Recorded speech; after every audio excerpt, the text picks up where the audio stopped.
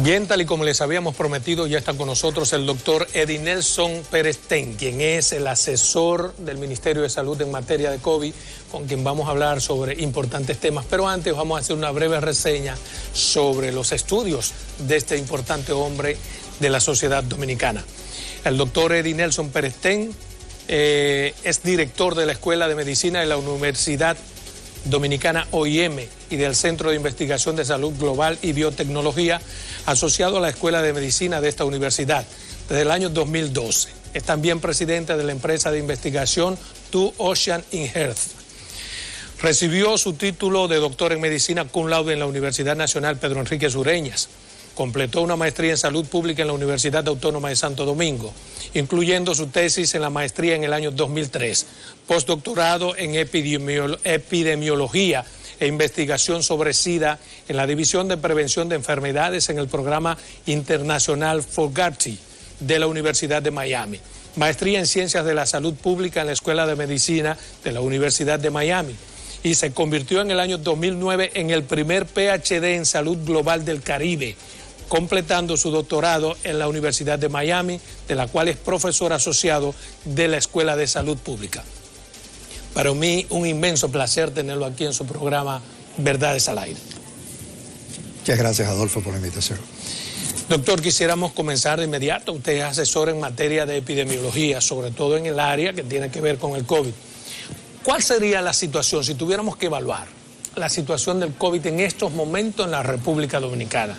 Es decir, más casos, menos casos, la curva está bajando. ¿Cuál es la realidad? Bueno, en los momentos actuales, estamos hablando ahora mismo, el mes de febrero, la enfermedad por COVID-19 tiene unos números bien bajos. O sea, estamos hablando ya de casos, menos de 1000 casos. De infectados. De casos nuevos en el día de hoy. Una tasa de positividad que ha ido bajando de un 25, un 28%, hoy en día está alrededor de un 14, 15%. Una tasa de positividad a las 4 semanas, que es una forma de que nosotros medimos la tendencia en las 4 semanas de cómo va la enfermedad. Y esa tasa de positividad a las 4 semanas es el indicador, vamos a decirlo así, que menos se revierte, o sea, es el que menos se afecta y está bajando. Esa es una tasa de positividad que ha ido bajando constantemente y significativamente en las últimas 4 semanas, ha bajado de un 25% a casi un 14%. O sea que estamos viendo un impacto importante en lo que es los casos de COVID-19 en el país. Sin embargo, el dato más importante, que es la mortalidad, sigue más o menos estable. 15, 16, 20, 21, vuelve y baja 15, 16, 24. ¿A qué se debe? La tasa de letalidad, que es uno de los indicadores posiblemente menos sensibles que hay, menos específicos, vamos a decirlo así. Es una que varía dependiendo de cuántos fallecimientos hay en un momento determinado. Varía, pero es más o menos estable. La tasa de letalidad de nosotros, de República Dominicana, vamos a decirlo así, nosotros no quisiéramos, ni como médicos, ni como Estado dominicano, que ninguna persona falleciera, pero sí la tasa de letalidad en comparación con otros países está bastante baja. A nivel mundial, nosotros estamos hablando que es de alrededor de un 2.2%. En otros países, por ejemplo en México, estamos hablando de una tasa de letalidad de casi un 13%. Pero ya hay millones, hay 300 millones. Bueno, cuando tú hablas de tasa de letalidad, estás hablando, haciendo los mismos, vamos a decirlo así, proporción. Los mismos cocientes. O sea, sí, estás tratando de tener el mismo índice, y si te comparas con lo que hace la otra parte del mundo, con lo que estás haciendo aquí, nuestra tasa de letalidad no es más de 1.29%. Y con la salvedad, que creo que es una de las cosas más importantes que se ha visto aquí, es que no hemos tenido lo que se ha visto en otros países, que es una sobresaturación del sistema de salud.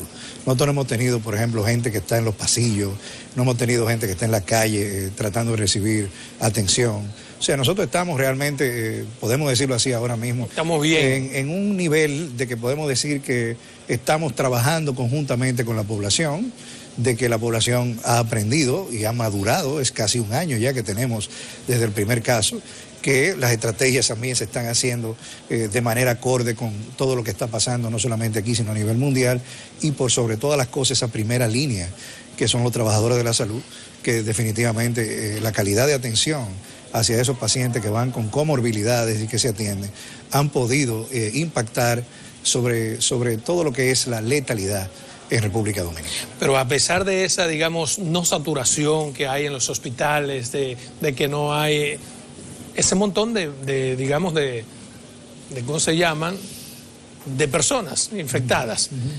Hay algo que a mí me llama mucho la atención, es cómo se determinan los números de muertos y de infectados. Lo digo porque mucha gente, me incluyo, tiene confusión sobre las cantidades. Por ejemplo, hoy me dicen 15 muertos, 10 de hoy, tanto de tal fecha. ¿Por qué ocurre eso? ¿Por qué me ligan los números? Una de las cosas que tienen que estar seguros cuando tú estás hablando de un fallecimiento, en primer lugar, es que es un fallecimiento por la enfermedad, por COVID-19.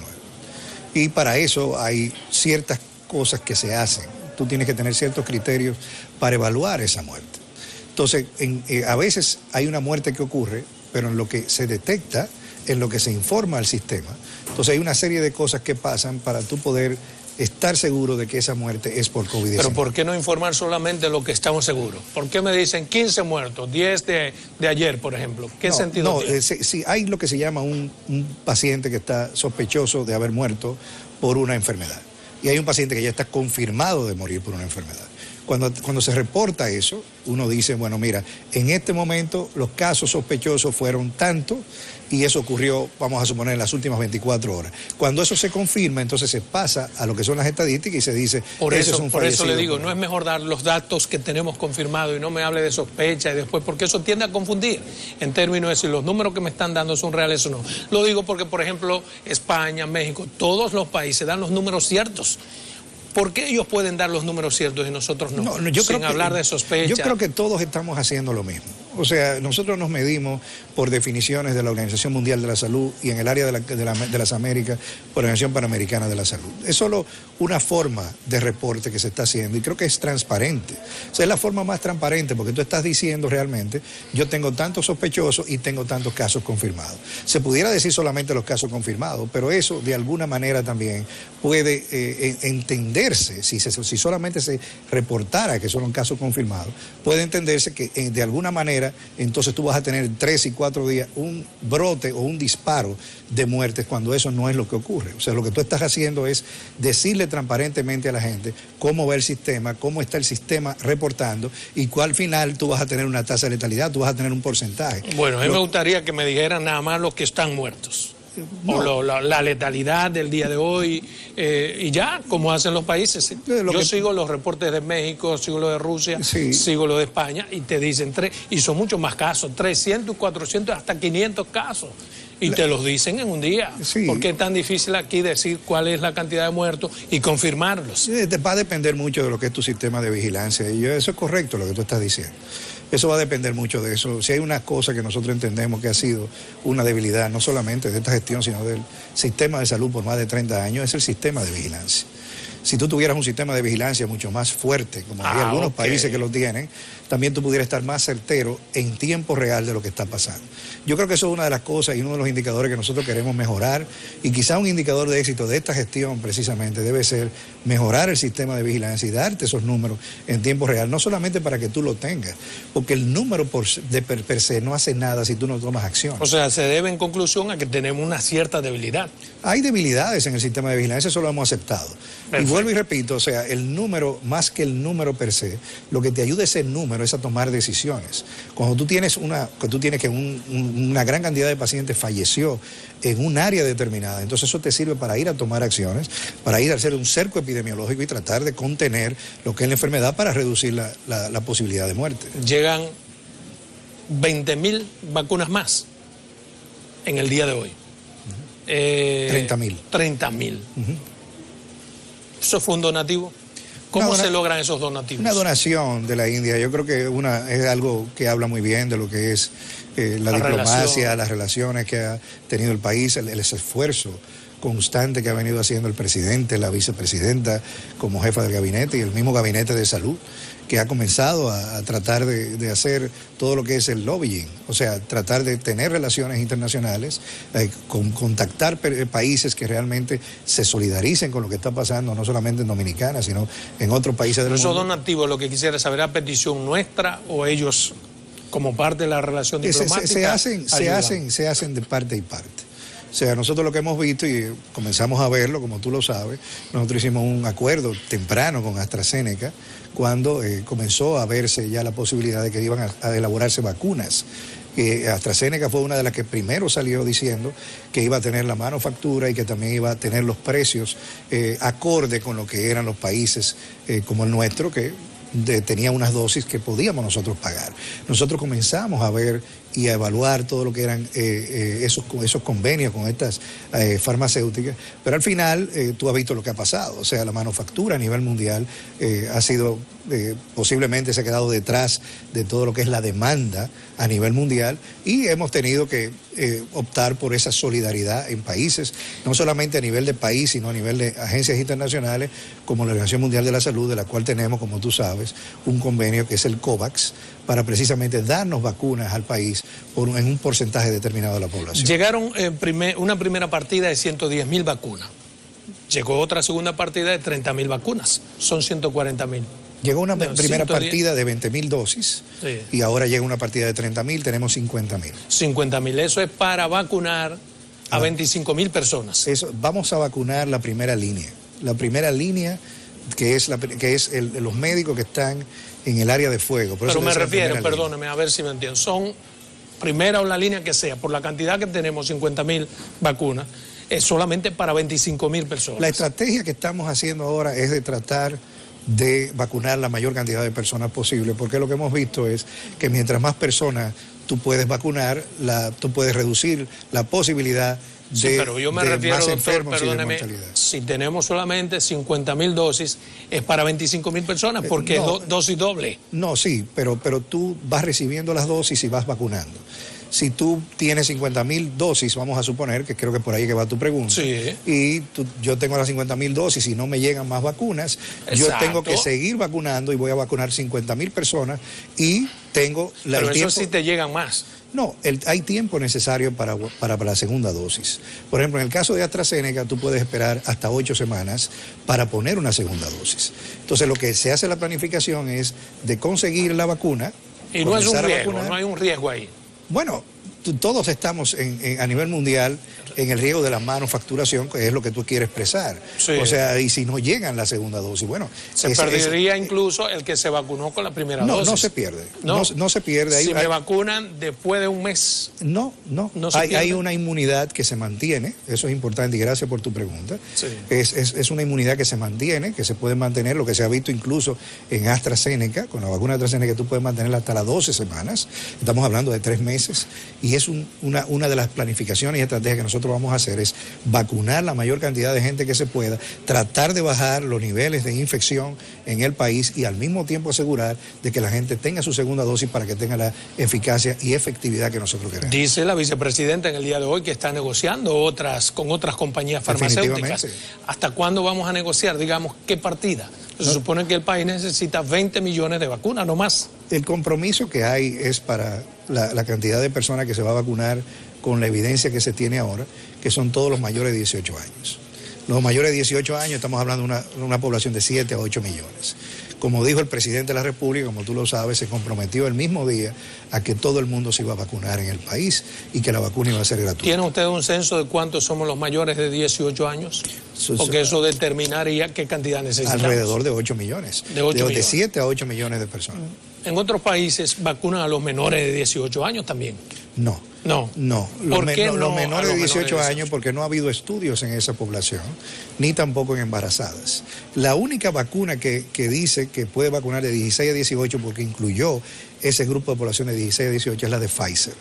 Pero después ninguna otra vacuna incluyó menores de 18 años, precisamente por la forma en que se está haciendo estos ensayos clínicos. Recuérdate que un ensayo clínico... O sea, la no vacunación de los menores de 18 años no es porque son, digamos, más o menos vulnerables a la enfermedad, no es por eso, sino porque no hay estudios. La gran mayoría de los ensayos clínicos que se hacen en población adulta. Y después se van haciendo en personas menores de 18 años, en niños y en lo que consideramos poblaciones susceptibles como las embarazadas. Entonces, esos ensayos clínicos han seguido la misma norma que han seguido todos los otros ensayos clínicos que se han hecho en el mundo entero.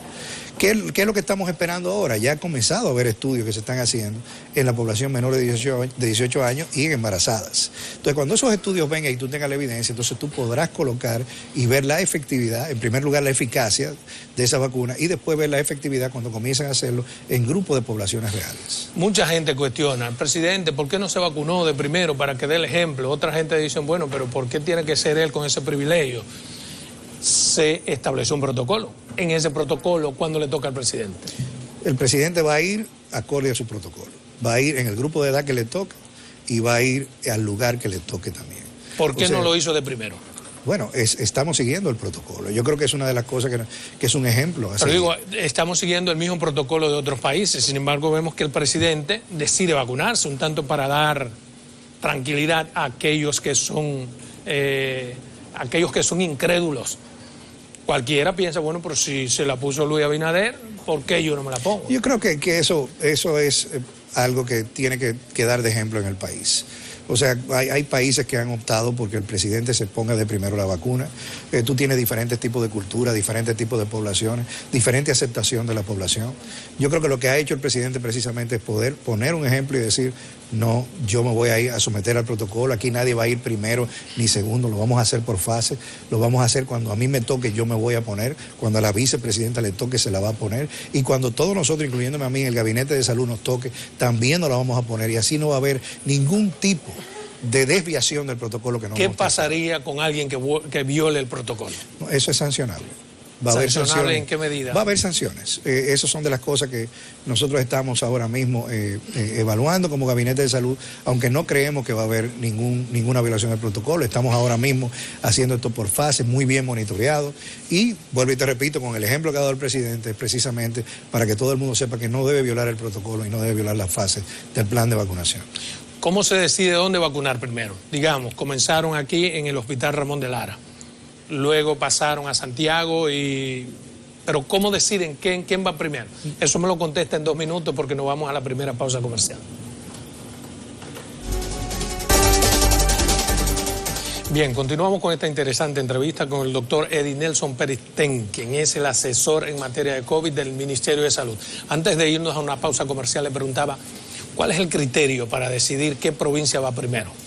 Criterios epidemiológicos es lo que estamos tomando, criterio de dónde hay mayor frecuencia de casos, dónde se han presentado los casos más, vamos a decirlo así, vulnerables, cuál ha sido esos hospitales que son COVID, que son para trabajar con la enfermedad de COVID, y que realmente en las provincias donde se ha hecho... A partir de ese criterio, perdóneme, San Francisco debió ser una de las primeras provincias intervenidas con la vacunación, y no fue así. No, en realidad lo que se hace es un mapeo. Nosotros tenemos un mapa de calor donde ha habido la mayor cantidad de poblaciones. San Francisco obviamente ha sido el más sonado porque han sido los brotes más importantes. De hecho, los primeros casos que más sonaron en el país fueron de San Francisco. Exacto. Pero ya nosotros estuvimos, en el día de ayer, por ejemplo, estuvimos en San Francisco de Macorís, pero se ha ido por etapas y se ha ido precisamente utilizando esos criterios epidemiológicos de dónde hay más casos, quién ha tenido más casos, y de ahí en adelante hemos seguido. ¿Tienen una cantidad exacta de cuántos médicos habrá que vacunar?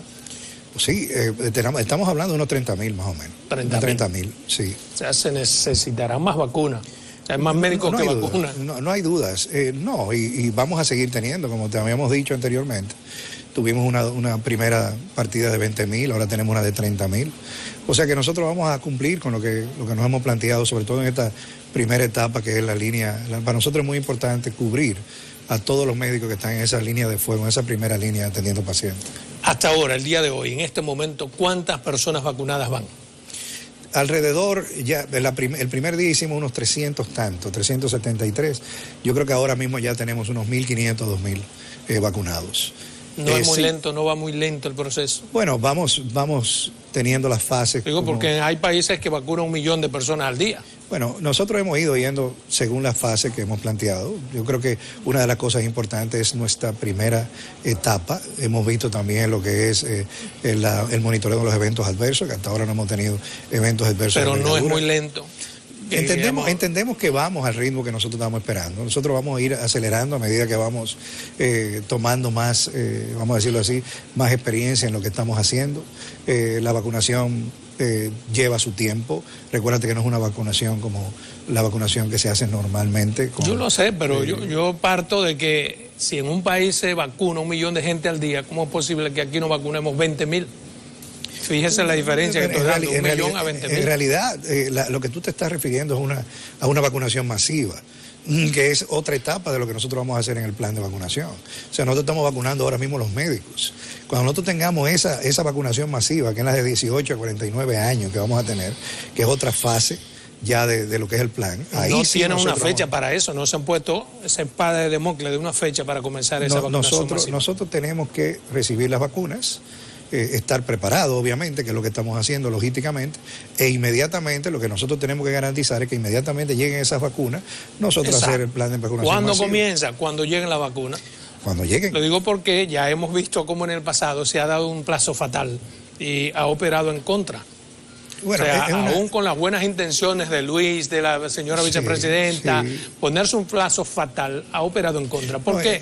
Porque no llegan las vacunas y hay quienes, de una manera sabia y en términos políticos, quieren capitalizar eso, sabiendo que nosotros no producimos vacunas. Por eso que digo que es mejor no dar una fecha cierta. Y gracias por ese comentario, Adolfo. O sea, es una lección aprendida de la enfermedad en todos lados, no solamente en República Dominicana. Hay mucha gente que se ha quedado esperando vacunas. Si tú te pones a ver, Estados Unidos tiene casi 500 millones de vacunas ya reservadas. Eso es un asunto de producción, es un asunto y de poder. De producción y nosotros, como tú dices, lo dices muy bien, nosotros no producimos, estamos a la espera. Lo que hemos aprendido precisamente a uno ser más cauteloso en dar plazos específicos. Yo creo que el señor presidente, tú lo viste en la alocución que dio cuando ese día que llegaron las primeras vacunas, él lo dijo claro, dijo, mira, nosotros tuvimos un plazo para esto, no llegó, no ha habido la solidaridad que nosotros entendíamos que debería haber, pero yo creo que van a llegar. Nosotros, y cuando lleguen vamos a vacunar. Vamos a vacunar. Nosotros estamos preparados y estamos muy positivos en que así como conseguimos esta donación de India, vamos a seguir teniendo donaciones importantes y además vamos a tener las vacunas que pudimos hacer el convenio con AstraZeneca. Aparte de esas donaciones, que son muy buenas y las agradecemos como nación, hemos comprado vacunas. Sí, exacto. Esas que hemos comprado, ¿qué han dicho esas farmacéuticas? Ellos han dado respuestas a Estados Unidos y a Europa. ¿Qué nos han dicho a nosotros? No, vienen, vuelvo y repito. O sea, una de las lecciones aprendidas que hemos tenido es tú haces el convenio, pero la manufactura no necesariamente está acorde a las demandas que hay a nivel ni nacional ni a nivel mundial. Entonces, hay que estar claro en una cosa. Nosotros vamos a recibir la vacuna. Tenemos que preparar a la población para que se vacune. La vacunación tiene que acudir masivamente. Pero ellos no nos han contestado respecto a de que están en falta con nosotros. Cuando estuvieron en falta con Estados Unidos, incluso se amenazó con demandar. De una vez comenzaron y mandaron 400 millones. Yo digo, nosotros somos, digamos, David frente a ese Goliat, pero también tenemos el derecho a pedir o exigir. Y a lo mejor nos mandan $500,000. Yo creo que el hecho de que hayan llegado algunas vacunas también y que van a llegar, como hemos hablado, sin mencionar alguna fecha, nosotros también hemos exigido como país. Y se está en esas negociaciones con la casa comercial en la que hemos hecho convenios. Yo creo que eso va a venir. Yo vuelvo y repito. O sea, nosotros estamos muy positivos en que las vacunas van a venir y van a venir pronto. No, es que van a venir. No, y van a venir pronto. O sea, yo creo que ahora mismo lo importante es ver cómo va este proceso de vacunación primero con los médicos. Que la gente entienda, que la gente interprete lo que está pasando, que la gente vea que no hay evento adverso y que cuando lleguen las otras vacunas, entonces acudamos masivamente a vacunar. Como asesor en materia de COVID, hay quienes están pidiendo, por ejemplo, que se inicie una campaña de concienciación y de información. ¿Usted está de acuerdo con eso? Sobre la vacunación con COVID, totalmente de acuerdo. ¿Y cuál es el sentido de una campaña, gastar un dinero sobre un tema que todo el mundo sabe que existe? Tenemos un año padeciendo esta pandemia. ¿Por qué hay que iniciar, gastar, digamos, 400 millones en una campaña? No, tú como todo en la vida, Adolfo, tú tienes grupos de poblaciones que son más ávidos a hacer una cosa que otra. No todas las poblaciones se comportan iguales. O sea, si tú vas a hacer una campaña, por ejemplo, en el embarazo en adolescentes, hay grupos de poblaciones que acatan mejor la campaña que otros. Así mismo pasa con la vacunación. La vacunación tú vas a tener... Eso es una campaña normal, doctor, pero en una campaña, con lo que ha pasado con el COVID en el mundo, el COVID ha hecho su propia campaña sobre el por qué debemos vacunarnos. No, yo creo que hay grupos de poblaciones que todavía están indecisos y eso va a ir cambiando. En un momento se habló de que había un 40% de la población de que no estaba a favor de la vacuna y eso ha ido cambiando a medida que la gente ha visto, tanto fuera como dentro del país, que no existe. ¿Por qué preocuparse en grandes proporciones? Por ejemplo, ya nosotros tú debes tener, Adolfo, un familiar en los Estados Unidos que ya ha recibido la vacuna, por ejemplo en Nueva York. Yo también tengo familiares que ya la han recibido y que se ha visto que no hay eventos adversos. Eso va a ir cambiando el panorama, eso va a ir haciendo que las cosas vayan mejor y la campaña de socialización siempre está, tanto en las vacunaciones que son con otras vacunas como con esta de COVID-19. Mire, se queja el Colegio Médico Dominicano de que no fueron tomados en cuenta para el diseño del protocolo de vacunación. ¿Era necesario? Yo creo que el Colegio Médico ha tenido, yo creo que sí hay una gestión que le ha dado mucha participación al Colegio Médico Dominicano, ha sido la gestión del presidente Luis Abinader. Yo creo que ha sido la gestión que más se ha sentado. Nosotros prácticamente toda la semana tenemos conversaciones con el doctor Waldo Suero, que es el presidente. ¿Por qué no lo incluyeron Médico entonces en el protocolo? Yo creo que él de alguna manera ha visto y se ha sentido en lo que son las decisiones que se han tomado para hacer el plan de vacunación. Lo que yo le estoy diciendo son palabras de Waldo Ariel. Yo creo que el presidente del Colegio Médico está muy claro de que nosotros le hemos dado participación, de que nosotros hemos hablado con él, de que hemos conversado con él, de que hemos discutido opciones, de que hemos hablado de cómo se puede hacer un plan de comunicación. ¿Cómo dice que no le dieron participación? Yo creo que sí se le ha dado participación. Creo que el presidente quizás se refiere a otras cosas que no es el plan de vacunación per se, pero entiendo que el presidente del Colegio Médico Dominicano ha tenido su participación, ha conversado con nosotros y al contrario, creo que hemos tenido un intercambio que ha sido productivo y positivo para la población de médicos del país. Hay otra queja del Colegio Médico Dominicano. Ellos dicen o piden a sus médicos del Colegio Médico Dominicano que no se vacunen con esta primera vacuna que fue un donativo. Dicen que no es fiable. ¿Por qué dice eso el colegio? Yo creo que no, yo creo que eso no, a él lo tomaron fuera de contexto. ¿Lo tomaron a Waldo Ariel Suero sí, fuera de contexto? ¿No fue eso lo que dijo? No, yo creo que lo tomaron fuera de contexto. Yo creo que el doctor Waldo Suero, que es el presidente de todos los médicos de nuestro país, incluyendo el presidente del Colegio Médico del cual yo formo parte, no dijo eso en esa forma. Yo creo que lo tomaron fuera de contexto y el mejor ejemplo de eso es que todos los médicos se están vacunando. Todo el personal de salud se está vacunando ahora mismo. Tú vas a los hospitales ahora mismo y te das cuenta que todo el mundo quiere vacunarse. Todo el que está en la línea, en esa primera línea, quiere vacunarse. Entonces, si hubiese habido realmente un llamado del Colegio Médico, eso hubiera de alguna manera mermado lo que está pasando ahora mismo en el país, que esta vacunación que está siendo ahora mismo como nosotros queremos que sea. Doctor, ¿cuál es el criterio para la comercialización de la vacuna? Digo porque ha advertido el gobierno de que no permitirá que el sector privado compre la vacuna para inocular a los ciudadanos. No, ¿por qué no? No, eso es una crisis a nivel mundial, es una crisis pandémica. El Estado, todos los estados de alguna manera han acordado hacer todo a través del Estado en estos momentos. Se necesita de que todo el mundo se vacune. No se puede tener ahora mismo ambigüedades, no se puede tener ningún tipo de discriminación en que alguien pueda comprar o no. Ahora mismo todo el mundo tiene que tener el mismo derecho para tener su vacunación. Pero ¿por qué? Por ejemplo, en Estados Unidos, hasta en las farmacias se están Sí, pero eso es el Estado. Es el Estado que está haciendo eso. El hecho de que la logística sea diferente en lo que es en Estados Unidos, precisamente por la cantidad de gente que tiene, por la forma en que están distribuidos, por su organización también a nivel de estructura. Ellos están haciendo eso, pero eso no quiere decir que eso está haciendo a nivel privado. Lo que se está haciendo entre todas las estructuras que están vacunando en Estados Unidos es a través del Estado norteamericano. En la logística nuestra, ¿cuáles son los lugares que se contemplan? Ahora mismo los hospitales. ¿Solamente? Ahora mismo los hospitales estamos evaluando cómo va a ser cuando estemos en población masiva. Ya eso está.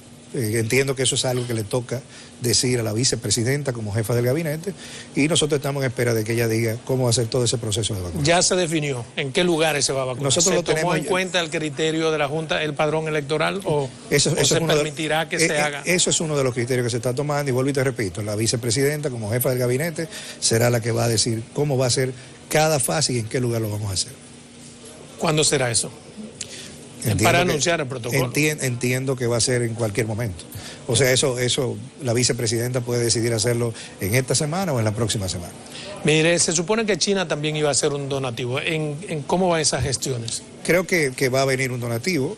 Creo que China está haciendo todas las gestiones para hacer una donación de vacunas al país, y eso es un donativo que también va a ayudar. ¿De cuánto sería? ¿Cuántas No, vacunas? eso no lo sé. Eso no sé cuánto es la cantidad, pero sí sé que hemos estado en conversaciones con el país y que van a venir una cantidad de donaciones pronto al país. Lo que no tenemos fecha es la de la Pfizer, que es la que garantiza un 95%. No tenemos fecha de la Pfizer. No tenemos fecha de la Pfizer que garantiza un 95%. Pero aunque le compramos a la Pfizer. La Pfizer tenemos un convenio para una compra de una cantidad específica de dosis de vacunas de la Pfizer. La Pfizer es el 95%, al igual que la Moderna, que tiene más o menos 94%. Pero es bueno que aclarar, y déjame usar esto que acabas de decir, de que la efectividad de la vacuna, eficacia de la vacuna, de todas las vacunas que hay ahora mismo en el mercado, lo que se esperaba era que fuera por encima del 50%. Muchas veces nosotros vemos los números por encima del 95, 94, y nosotros no sabemos que todos los ensayos clínicos que se hicieron era en comparación con la vacuna H1N1, que era una eficacia de un 50%. Todo lo que fuera por encima del 50% se iba a considerar como una vacuna que estuviese disponible para ser aplicada en poblaciones humanas. Todas cuentan por encima la eficacia de un 50%. Pfizer, la rusa, Moderna, AstraZeneca, Sinovac, Sinopharm, todas están por encima de un 50%, y las otras dos que esperamos, que es la de Johnson & Johnson, que es una sola dosis, que promete ser una vacuna, porque con una sola dosis podemos... ¿En qué va esa comercialización con Johnson & Johnson? Estamos en fase 3, el estudio de ellos está en fase 3, ya está terminando, ellos están en el proceso de que se apruebe de emergencia, al igual como se han aprobado las otras vacunas, y cuando ya eso pase, entonces nosotros entraremos en conversaciones con Johnson & Johnson. Me gustaría que le aclare a la gente, por ejemplo, hay gente que dice que no se quiere vacunar con esta porque mucha gente en su inconsciente, o quizás de manera consciente, quieren detractarla porque viene desde la India. Pero yo creo que las grandes farmacéuticas, casi todas, tienen sus producciones en la India. O sea, no importa que venga de la India, si es la misma farmacéutica la responsable. Me contesta en 2 minutos, porque nos vamos a la segunda pausa comercial.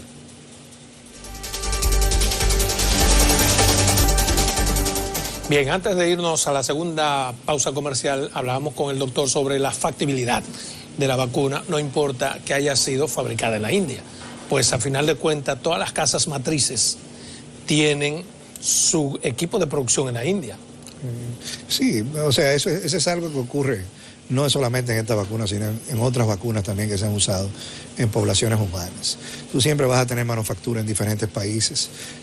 Lo que importa es el componente de la vacuna. O sea, tú tienes un componente que se puede fabricar en cualquier lado. Tienes que garantizar, obviamente, el control de calidad con lo que estás haciendo. Y puede venir de donde quiera que sea, si tiene el control de calidad que se espera.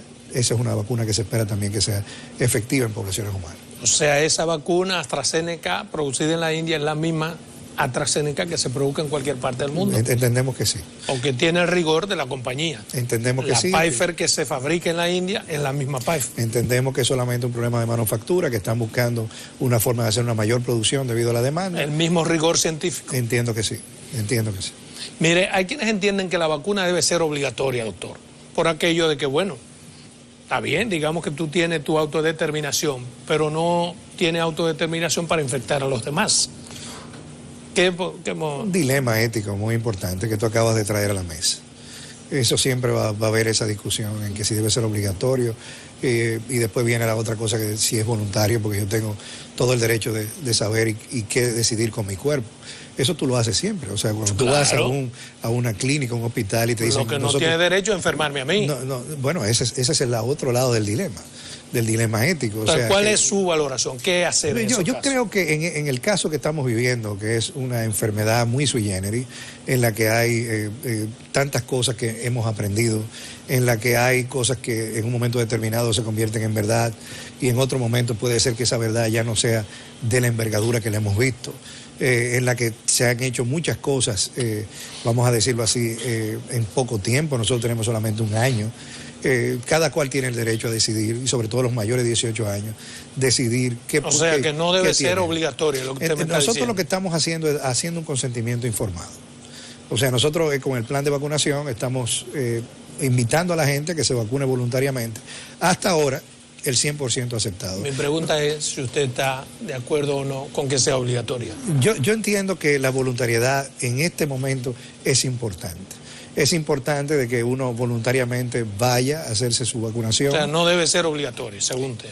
No tiene por qué serlo. Perfecto. No tiene por qué serlo. Entiendo, en primer lugar, en nuestro país, hablando ya específicamente de nuestro país, de que no necesariamente tiene que ser obligatoria, de que tú vas a tener un consentimiento que vas a firmar y que vas a decir que sí. Y además es por la población. La población nuestra, más de un 98% de la población ha tenido cobertura de vacunación y tenemos casi un 100% de la gente que ha dicho que sí. Entonces nosotros no esperamos, nosotros estamos haciendo lo que se llama cumplir con parámetros internacionales ante una realidad cultural que tenemos aquí de una aceptación de más de un 100, de más de un 98% de la vacunación. Los estúpidos que no se quieran vacunar deberían estar también encerrados para que no infecten a los demás. Pero bien, mire, doctor, estar vacunado, ¿en qué medida, en qué proporción no infecta a los demás? Lo digo porque hay gente que, bueno, yo me vacuné, puedo salir, abrazar, besar, pero el virus no está en la sangre de ese ser humano, sino que se pega con la saliva y de otras formas. Una gran pregunta y es una de las interrogantes que vamos a responder dentro de posiblemente 2 o 3 semanas a nivel mundial, ya que hemos comenzado la vacunación y vamos a comenzar a entender qué tanto puede una persona después que se vacuna ser infeccioso, mantener la infectividad. Lo que se está recomendando ahora es el mismo lema que estamos recomendando antes de la vacuna y es no bajar la guardia. ¿Okay? El uso de mascarilla sigue siendo importante, el distanciamiento físico sigue siendo importante y el lavado de manos sigue siendo importante. El uso de mascarilla sobre todo, se ha demostrado que el usar mascarilla, el tú mantener la mascarilla puesta, eso previene en un gran porcentaje la diseminación de la infección. ¿Qué nosotros esperamos? Que ya cuando haya una gran parte de la población que esté vacunada, nosotros comencemos a ver cómo se va comportando el virus, cómo se van comportando los casos, cómo se va comportando esto a nivel mundial, pero de que hay que seguir usando la mascarilla, el distanciamiento físico y el lavado de manos, eso lo vamos a tener todavía por un buen tiempo. ¿Cómo podemos mantener eso de la mascarilla y ese distanciamiento humano, digamos, si iniciamos mañana las clases presenciales? Porque las pandemias y las epidemias se transmiten por vectores. Muchos jóvenes juntos, eso es un vector considerable, sí, que van a llevar a sus casas, a sus abuelos, a sus padres, esa enfermedad.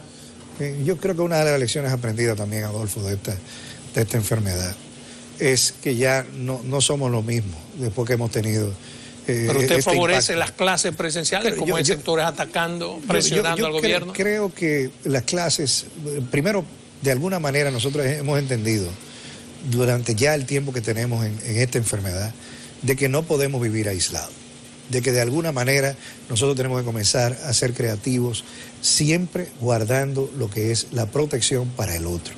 Yo trato de protegerte a ti, entendiendo de que si yo te protejo a ti, nos vamos a proteger todos y así no vamos a diseminar la enfermedad.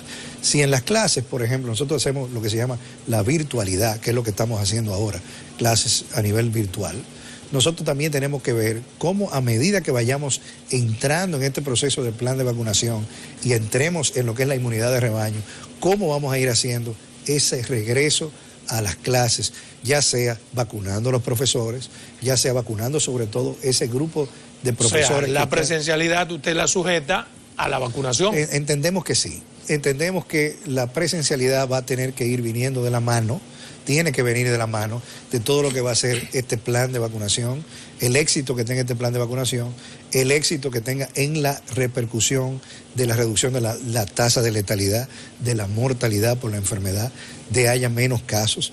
A medida que comencemos a ver eso en este país, entonces ya tenemos que buscar la estrategia de cómo ir regresando paulatinamente a las aulas, monitoreando, y cuando ya tengamos a ciencia, vamos a decirlo así, cierta, de que tengamos esos indicadores que nos permitan decir que se pueden hacer el regreso presencial, siempre sin olvidarnos de la virtualidad y del impacto de la virtualidad, entonces nosotros regresaremos. Sectores nacionales, hasta internacionales, están demandando, por ejemplo, presionando para que se inoculen, para que se vacunen aquí en territorio dominicano a los ilegales, no importa la nacionalidad.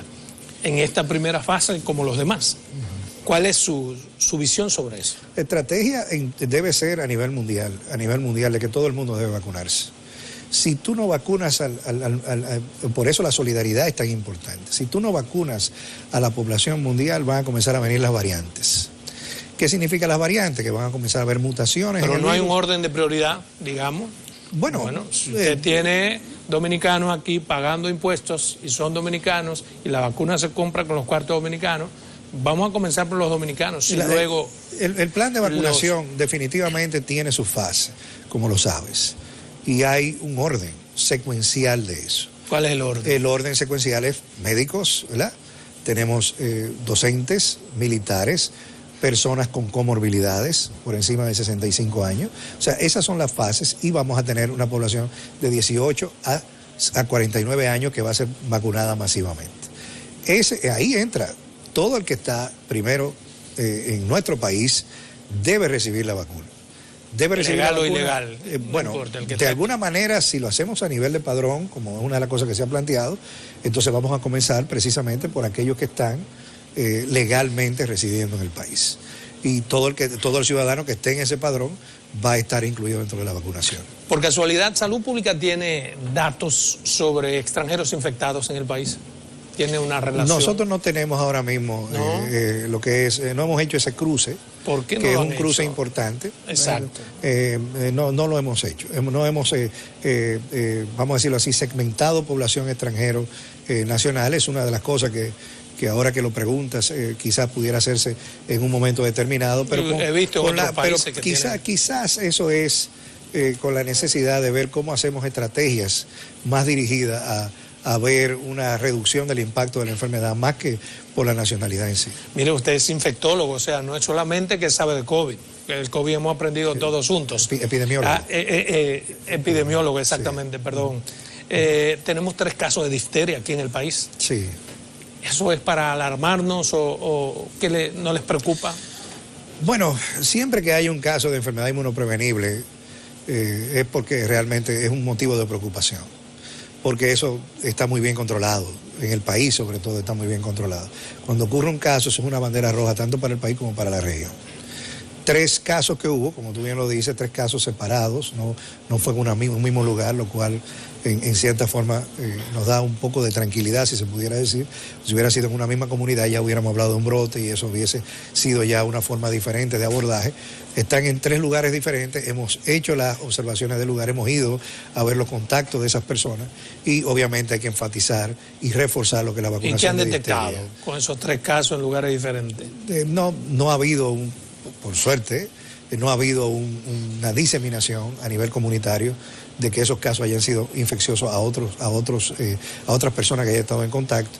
Y obviamente eso lo que nos trae a relucir es lo mismo que hemos hablado en otros escenarios, Adolfo, de que el COVID-19 realmente ha impactado tanto que la mayoría de los recursos y de la atención se ha ido al COVID y algunas de las cosas como esta cobertura de vacunación han mermado un poco precisamente por lo que es la enfermedad en sí, de la accesibilidad a los puestos de vacunación, de todo lo que representa la movilidad de la población, y eso no es solamente aquí en el país, sino a nivel de la región. Doctor, en sentido general, ¿cuál es su evaluación sobre el sistema de salud?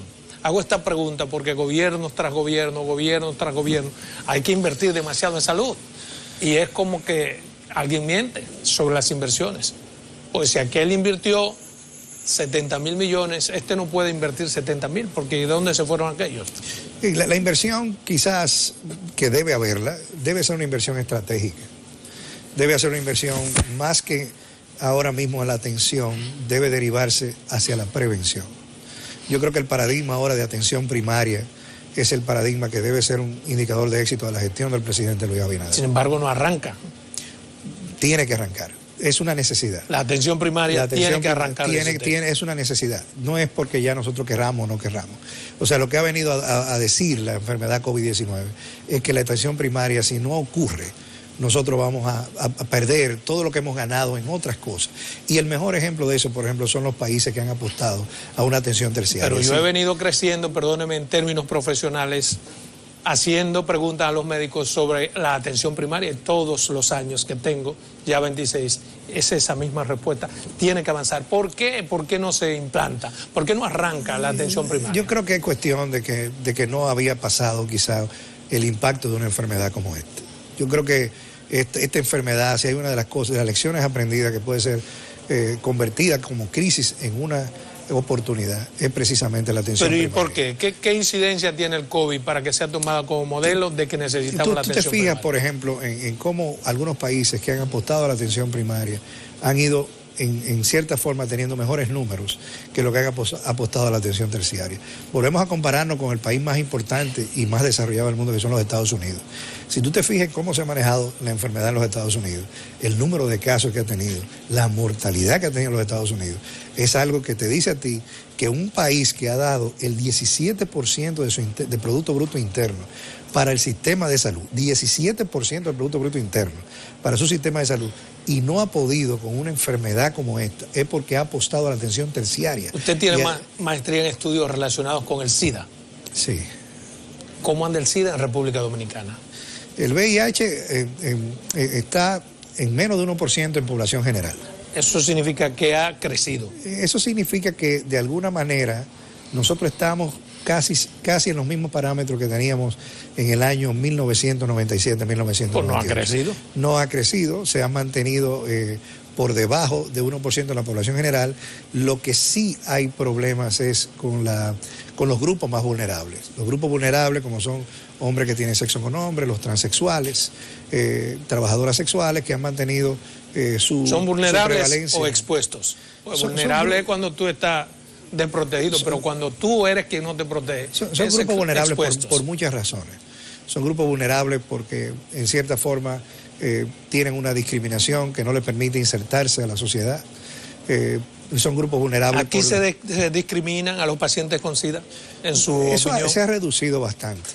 Quizás en los grupos más vulnerables esa reducción no ha sido tan significativa como en las personas que no son de grupos de riesgo, grupos vulnerables, por ejemplo los heterosexuales. Aquí se ha reducido en cierta forma, ya no vemos lo que veíamos antes, por ejemplo el rebote de mujeres que estaban embarazadas VIH positivas que no la querían atender. Yo creo que eso ha mejorado mucho en el país. Hemos tenido rebrote de otras enfermedades que se suponía ya estaban, digamos, sacadas del panorama. Tenemos algunas enfermedades. Enfermedades infectocontagiosas. Tenemos algunas enfermedades que debemos poner todavía más atención. ¿Cuáles? Y que son de las cosas que nosotros estamos tratando de que el COVID no nos impacte en lo que hemos logrado. Tuberculosis, por ejemplo. Tuberculosis. La tuberculosis es una enfermedad que, como tú sabes, es una enfermedad. Yo me refiero a enfermedades relacionadas con el sexo. No, la de transmisión sexual. Sí. O sea, enfermedades de transmisión sexual como la sífilis, por ejemplo. ¿Han resurgido? Que de alguna manera se han visto que ha habido un resurgimiento, pero todavía con niveles bajos, que no son de una emergencia de salud pública, por ejemplo, y que han sido de alguna manera controladas. Recuérdate que tenemos un programa que a nivel de salud pública que trabaja en eso, en enfermedades de transmisión sexual, y ha mantenido cierto control con estas enfermedades que se transmiten en grupos de riesgo, sobre todo en grupos que están expuestos de alguna manera a esas enfermedades más que otros grupos de población. Bueno, doctor, en televisión el tiempo es un dictador. Se nos ha ido el tiempo. Para mí ha sido un inmenso placer tenerlo aquí en su programa Verdades al Aire. Cada vez que usted crea que tiene algo importante que decir al país, las puertas están abiertas. Muchas gracias.